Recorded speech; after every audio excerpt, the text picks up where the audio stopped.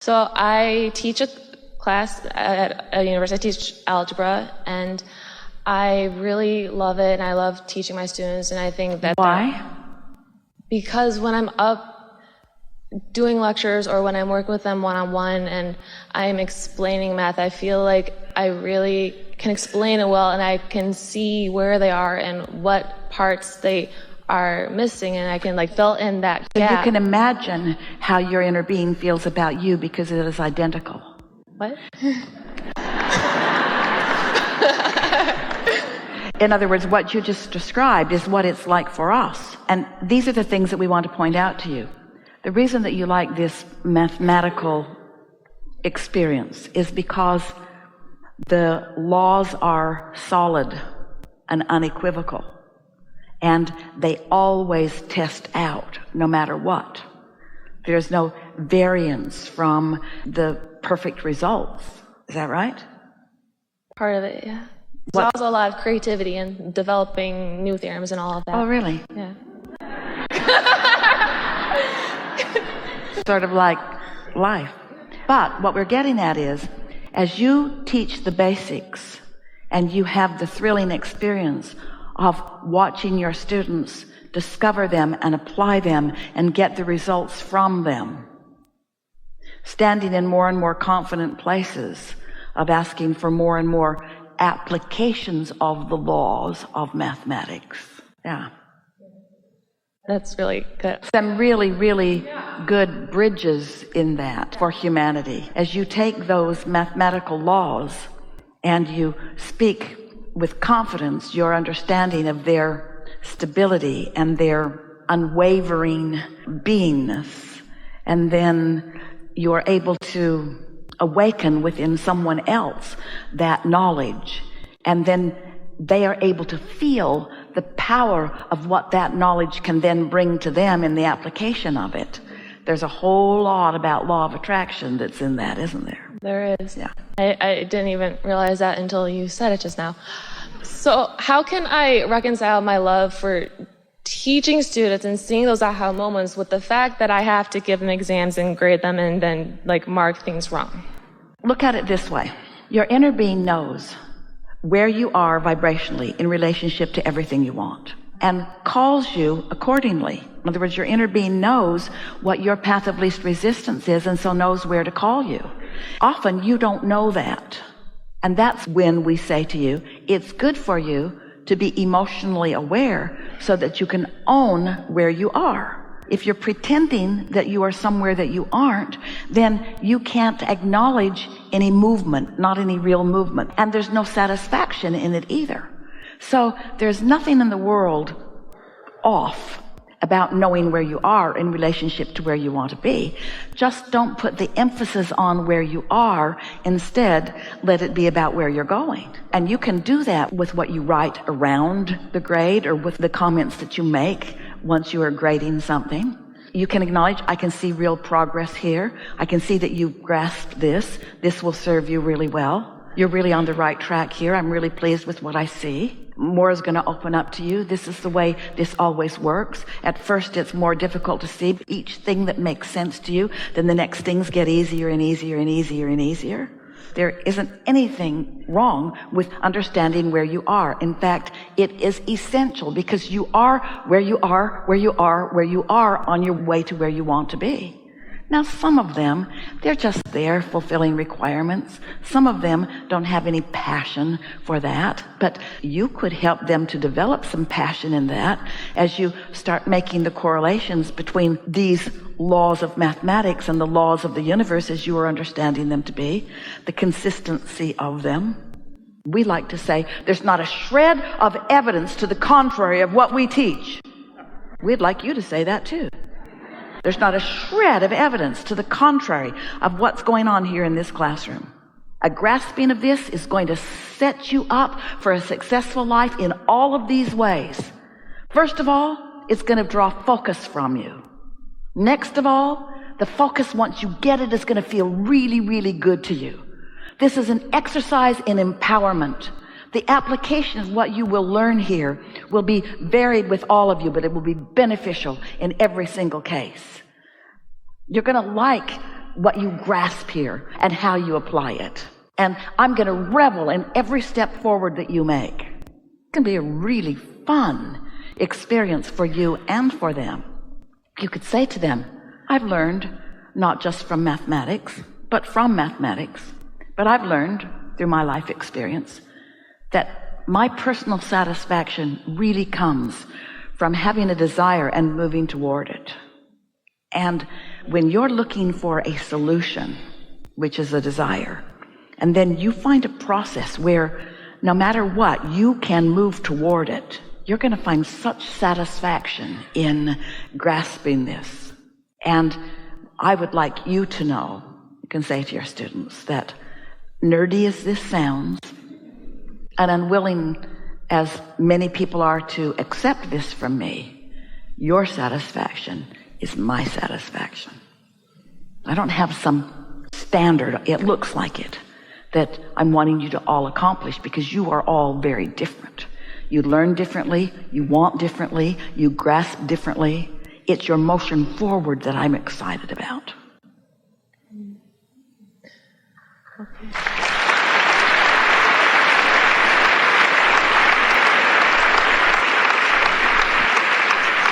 So whenever I get a new class, there's always a mix of students. Some are very interactive and ask questions and show up, and then there's always some students who don't show up.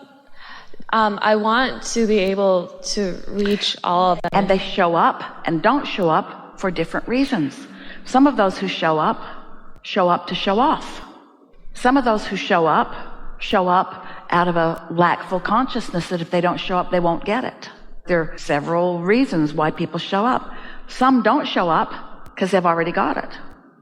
Some don't show up because they don't think there's any hope of ever getting it.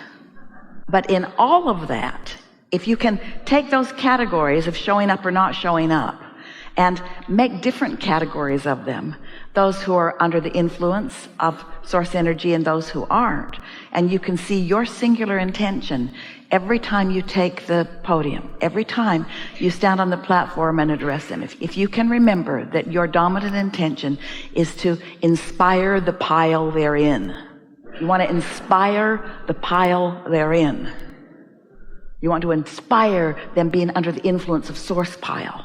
And how do you do that? By you being under the influence of source, by you being tuned in, tapped in, turned on, by you loving what you're doing, by you having fun with it all, by you reveling in the new discoveries that you find. You follow what we're getting at. You can't inspire somebody into the tuned in, tapped in, turned on pile unless you're there. So if you're worrying about why somebody's not showing up, you're not in that pile. But if there's a pile of students or some students who don't show up because they are feeling like they're never going to get it, I want to be able to inspire them too.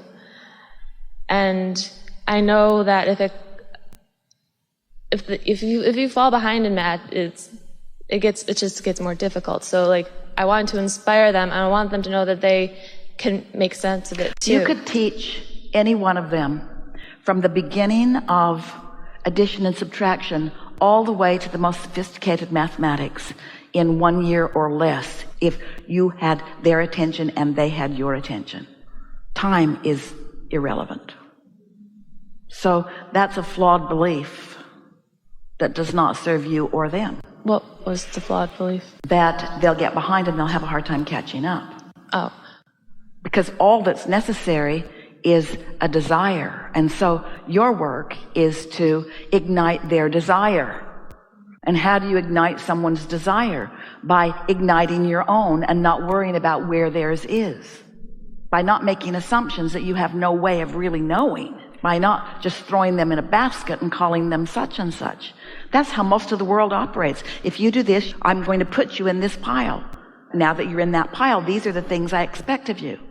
But if instead of that you'll say, oh, there's only two piles and one's tuned in, tapped in, turned on with source energy and one isn't, and you could be in any pile. In other words, we could have some fun here that could get you in that pile, and you could hear something that you've never heard before, not because you were at all the previous classes and because you got good marks on all of the previous quizzes, but because right now you're tuned in, tapped in, turned on, and what I just said made sense to you. Mm-hmm. And that's what I want to do for them. And it's what I want to inspire within them. Yeah. But I know that if it starts to go to a place where they do get a couple low marks, or they have already gotten feeling overwhelmed. Now you're basing what you're saying now on what you thought before you sat here. But now you've sat here and we've had this conversation, and now they got a low mark, but you wrote something on their paper that you've never written on their paper before, so now they're different than they've ever been before. So they got a low mark, and what did you write on their paper this time? Need common denominator?